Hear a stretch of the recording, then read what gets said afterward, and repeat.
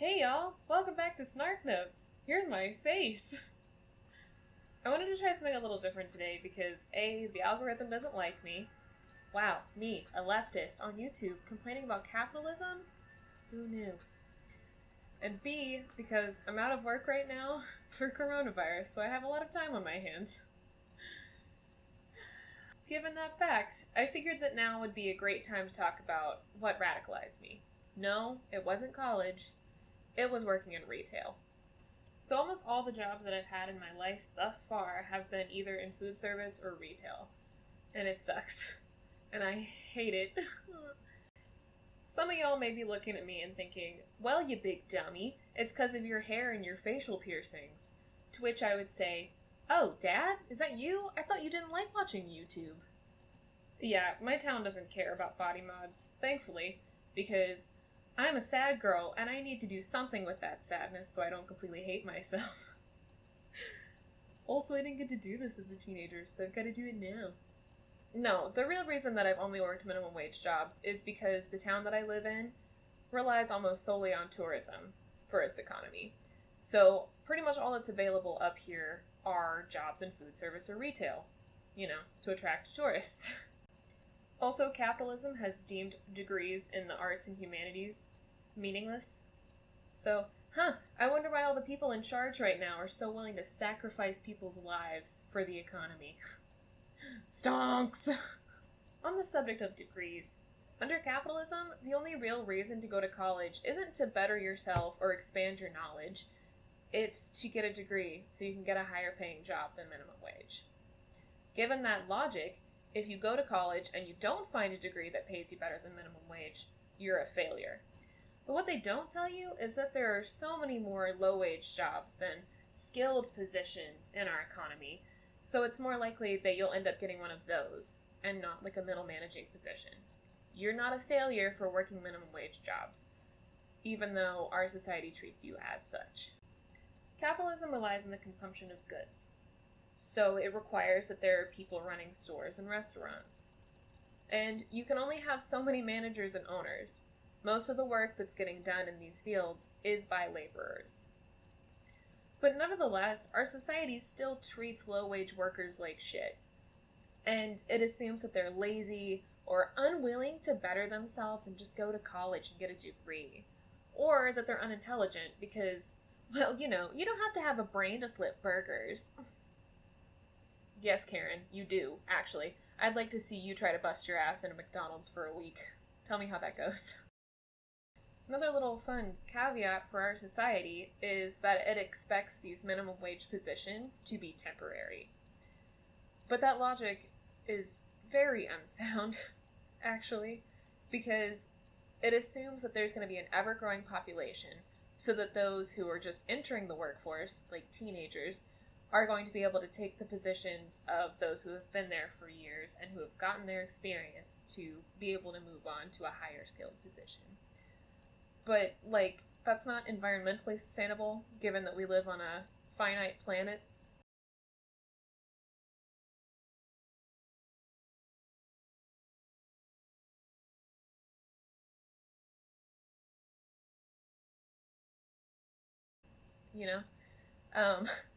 Also the fact that people can't afford to have kids right now, so there's not going to be that population turnover. Also, you have to stay in minimum wage jobs for a year or more to be able to qualify for any kind of promotion or anything. But again, there are more laborer positions available than managerial ones. So unless your managers keep moving up or they quit, you're going to be stuck in your position. So, the people who think minimum wage jobs are temporary or meaningless are either thinking very wishfully or they're completely deluded. They're probably also well-to-do and don't understand how things work. Society relies on grocery store and fast food workers, as we're seeing right now with this pandemic. They're the ones who are actually getting the food or other products out to people for consumption. Even if coronavirus wasn't happening right now, people would still have to do those jobs, because goods have to be consumed for businesses to be able to turn a profit. That's the whole shtick of capitalism. You have to exchange money, goods, and services for it to work. So no, it's not shameful to work a minimum wage job. It's shameful that they don't compensate us better for it. And that they literally expect us to go in the face of a global pandemic, and potentially put our lives on the line to do the drudgery. The whole attitude toward minimum wage workers really shows how stratified our society is, how anti-poor and working class it is. And our politicians obviously don't care, because they're not giving us any relief. I guess, okay, they're trying slowly. They're trying slowly to give us relief. So, as far as my own past work experience, I've worked in a fast food joint, a grocery store, a bookstore, and a bakery now. And I've noticed that they all had the same problem. They were staffed to the barest minimum. Why is that? Because businesses and corporations want to minimize how much money they spend on employees. They don't like spending money on employees. So that they can maximize how much profits that the executives and the owners get to keep. And those executives are never going to feel any sort of negative effects from understaffing. They're rolling in money. What are they going to do? It's the people on the floor who are actually putting the products out and doing the direct selling to customers. Because when we don't have enough people to work, it makes it increasingly harder to keep the floor looking nice and to keep up with the volume of the store. Here's how I knew that executives don't care about understaffing issues. Was the spring of my junior year of college, I was working at the grocery store as a personal shopper. And we had been increasingly losing staff. I think we only had a few part-timers on hand at that point. And anytime I asked, like, hey, are we trying to hire new people because we're kind of understaffed? My bosses would be like, we don't have the hours to give people. So even if we did employ them, we couldn't have them working. And I was like, well, shit, that sucks. But I heard that our district manager was coming down from corporate to have a meeting with us to address any employee concerns. So there was a little comment box set up in the break room for him. I left him a note asking for more hours for home shop because we didn't have enough employees to keep up with the volume of the orders we had to shop. So the day finally came for the district manager to come down from corporate, and only a handful of employees were actually allowed into the meeting. I wasn't one of them, but I heard in talking to some of my other coworkers that basically all he did was hand wave away any of the concerns that we brought to him, especially where issues like healthcare and paid time off were concerned. He said we didn't have the budget for better healthcare or better staffing. Go figure. That would have affected his profits, you know. So yeah, after that, I was like, oh, wow, yeah, they really don't give a shit about us, do they? Super cool. I ended up working that job for the rest of the summer until my senior year of college started, and I busted my ass. I went full-time. There were 3 full-timers and 1 part-timer, so that means only, 2 to 3 of us were working in a day. We had anywhere from like 20 to 40 orders. Most of these were around 80 to 90 items. They were as small as 10 items, and they could be as big as like 300 or more. There wasn't a cap. So we were always all running around like chickens with our heads cut off, because you basically have to shop an order in 45 minutes or less to be able to complete it on time. And that got pretty stressful. Finally, I couldn't do it anymore. I was so tired and so exhausted and so anxious. So I ended up quitting and trying to find another job. So yeah, that's when I found the job at the bookstore, which was cool. It was a nice change. I had a lot of good coworkers that I became friends with, and I'm still friends with a lot of them to this day. So yeah, that's when I learned that you should always take advantage of good coworkers. Always make sure you're goofing off, dicking around on the clock, because I can guarantee you that your boss is not paying you enough to tell you not to socialize with your coworkers. I came in one morning in February, though, after that Christmas season, and I learned that we had laid off like all the full-timers in our company, which was around, 1,800 employees. It was head cashiers, digital leads, and receiving managers. How the fuck can you run a bookstore without a receiving manager? Can someone tell me that? Oh, wait, no. I know how. It's because they wanted all the part-timers to pick up the slack. They didn't want to pay benefits to full-timers anymore, so they just fired them all. And instead of giving us a raise or something silly like that, they slashed our employee discounts in half, which is terrible for morale because, they had just laid off some of our best employees, some of the people who had been with the company for years or decades even. So morale was terrible anyway. So, of course, things got a lot more stressful around the store too, because there were less hands to do the same amount of work. It was hard to keep up with it all, and I ended up having to close the cafe a lot by myself.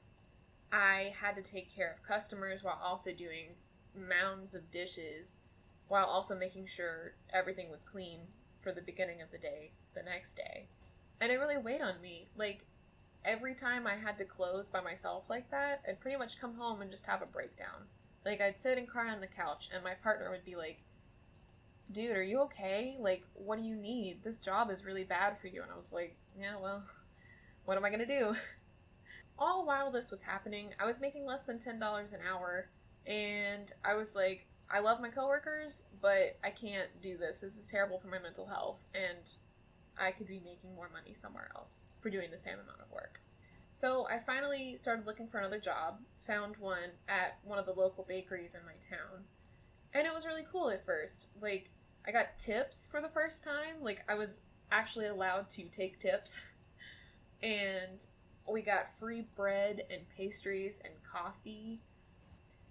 But, I mean, it was the same story because we were understaffed there as well. And we were right across the road from a big hotel in the middle of a tourist town. So we got a lot of, uppity rich customers and hangry people. If you've never worked in the restaurant business, first of all, I envy you.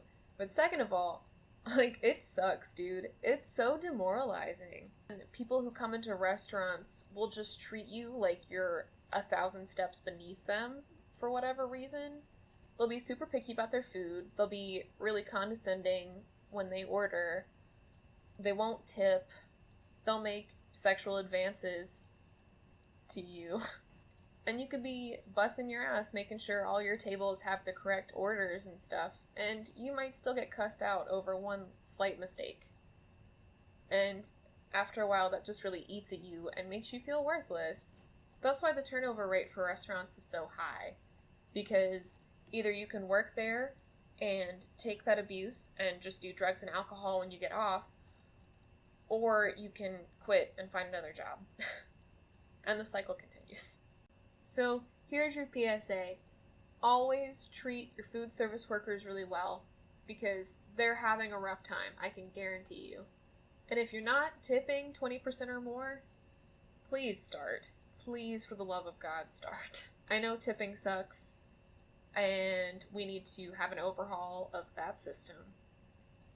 But until then, please tip over 20%. What I'm really trying to get at here is that understaffing directly ties into how much work people in the lesser positions have to do. You're always going to be doing way more work than what you're getting paid for. And that's the thing with capitalism. That has to be the case, or else there's not going to be a profit. But it's the people on the floor who are doing all the work, who are making the sandwiches or the salads or the frappuccinos, who are stocking the merchandise and making sure that everything looks pleasing to customers, so that they'll actually come in and buy stuff, which, again, is necessary for profit. It's our labor that makes raw goods valuable. It's our labor that turns a profit, not the people who sit in offices or on corporate boards. And managers can sit around and crunch numbers all day, but unless there are workers to do the actual labor, ain't shit gonna get done, honey. The corporate definitely doesn't want you to know that. They don't want you to know your real worth to the company. And sure, they'll call you a valued associate or whatever they need to, but they'll only give us crumbs to pacify us and make sure that we don't revolt. Here's an example that I have. So at the grocery store, they'd give us bonus checks twice a year, on the condition that we, the workers, minimize losses for the store. That meant either food waste or theft. Get them poors to police each other, you know what I'm saying? I was talking to my partner about this last night because he also used to work at this grocery store, And he said that one time when he went to go get his bonus check, he was talking to the general manager who said, yeah, a lot of us are going to use these bonus checks to take vacations or, have a day getaway or something like that. But there are some people who rely on these checks to make ends meet, to put food on the table. And we need to just think about them and be thankful. He didn't offer any raises or, benefits, though. What's funniest about that is that the median executive pay is $114 an hour. The median is $114 an hour. All the workers I knew in that store were making like $8.50 an hour to $16 or $17 an hour. So don't tell me that there wasn't money to give us raises or to at least comfortably staff the store. And it was the same for the bookstore too. Like all those layoffs that I mentioned earlier, when that happened, all the executives were raking in millions of dollars, while the rest of us were making minimum wage, if we even got to keep our jobs, And without us, the store would have collapsed, because again, we were the ones doing all the hard work. Alright, so here's another way that corporate fucks us over. Customers are allowed to be rude, oftentimes with no repercussions. On the contrary, they'll get free shit and coupons. At least they did at the grocery store. In the eyes of upper management, it's the customers who are driving the profits and making the business run. Because they're the ones who are spending the money, right? So corporate will do anything possible to retain those customers, even if that means kissing their asses when they're rude to the company's own employees, or if they're wrong about something. Whether it's intentional or not, this is a slap in the face to employees. They often get condescended to or yelled at, or sometimes even physically assaulted, and then have to watch their managers bend over backwards to please that customer. Sure, there are bad employees, but I think a lot of times when customers get upset, it's over honest mistakes or their own misunderstanding of a sales flyer or whatever. And sure, sometimes managers will back you up, and that is awesome, but that's definitely not always the case. That just adds to the drudgery of retail and food service, because if a customer knows that pitching a fit worked once, they'll absolutely do it again. And then they'll be condescending to you, not only because you're a low-wage worker, but also because they know they'll get free shit out of it. And you, as the employee, are basically powerless to stand your ground or demand respect from either customers or management without potentially losing your job. Look, there are a lot of forces working against us as workers. Managers, corporate, our culture, they all make it really hard for us to come together and demand better treatment and better compensation. Like I said earlier, managers will outright ignore concerns of their employees. But we're also incentivized to compete with each other rather than cooperate. We're not supposed to discuss our wages, and we're not supposed to socialize with each other, according to our managers, even though corporate has no qualms with calling us a big family. And with the strain from understaffing, it can be really stressful when people don't show up to work on time, or don't show up at all, or don't get enough done during their shift, or just quit without a 2 weeks notice. That mindset doesn't account for people's personal lives, though. Maybe you have an employee who doesn't have steady transportation or housing, and regardless of how much they want to be there, they might not be able to make it. Maybe the employee is depressed or suicidal, like I was when I quit the grocery store the second time, and they're having a hard time even completing basic tasks, let alone their stressful job. Or maybe the employee realizes that they're putting in way more effort than they're getting paid for. But the system relies on a lack of empathy and compassion to function. Workers are supposed to leave our personal lives at the door, even though that's literally impossible. And we're supposed to be mindless drones just there to complete our tasks, with no regard to how we're actually coping with life. It's because the company needs all our attention because we're so understaffed, and they're trying to squeeze every ounce of value out of each individual worker that they employ. It doesn't matter what your circumstances are. What matters is that corporate gets paid. But any resentments or any tensions that exist between workers, corporate takes advantage of that. They'll push anti-union propaganda telling you that it'll hurt you and the customers if you unionize. Complaining about each other isn't going to solve anything, though. We've got to change the whole system. We've got to stand together, demand better wages and more sick leave, paid time off, parental leave, all that good stuff. Because we're entitled to it. We work really hard in these jobs. Don't let anybody tell you otherwise. If this pandemic is teaching us anything, which I think it's probably teaching us a lot of things, taking the masks off a lot of politicians, that's for sure. Yeah, if this pandemic is teaching us anything, it's that minimum wage workers have to come in to work at risk of illness and, I guess now, death.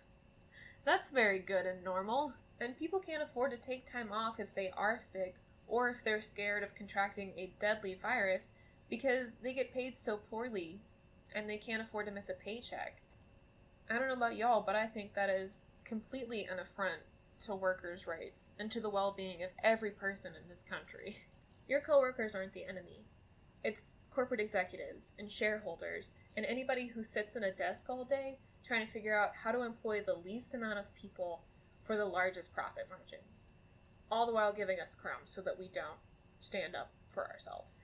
But we're the ones who know the most about the store, how to run it, how to organize it, how to make it look nice. And if we weren't there, nothing would get done. Also, do you think that district managers and board people could run the store for a week? I don't think so. I'd love to see them try, though. All my jobs in retail and food service have shown me that workers should be the ones running things, not the corporate executives, because they don't know shit, and they wouldn't get shit done without us. We should seize the reins and take over the stores for ourselves. Then we could actually get good pay, adequate staffing, and all-around better working conditions. Coronavirus has us set up in a very unique position right now, because a lot of us are either on paid or unpaid leave or have outright been fired from our jobs. And look how much the economy is tanking right now because we're not around to do the work and create the value. Now is the time for us to start talking to one another, supporting each other with food or other resources we have access to, and making demands of our employers and every elected politician. The best part is you can stay home while doing a lot of this stuff. Refuse to go to work, refuse to pay your bills. We actually have some leverage here as long as we all do it together. Or, if y'all want, after the contagion subsides, we can pull some shit like the peasants did after the plague in medieval Europe. We can raid the houses of our employers and our politicians, tear up our work and housing contracts, tear up our debts, redistribute wealth to people who actually need it. That's my dream anyway. Hypothetically.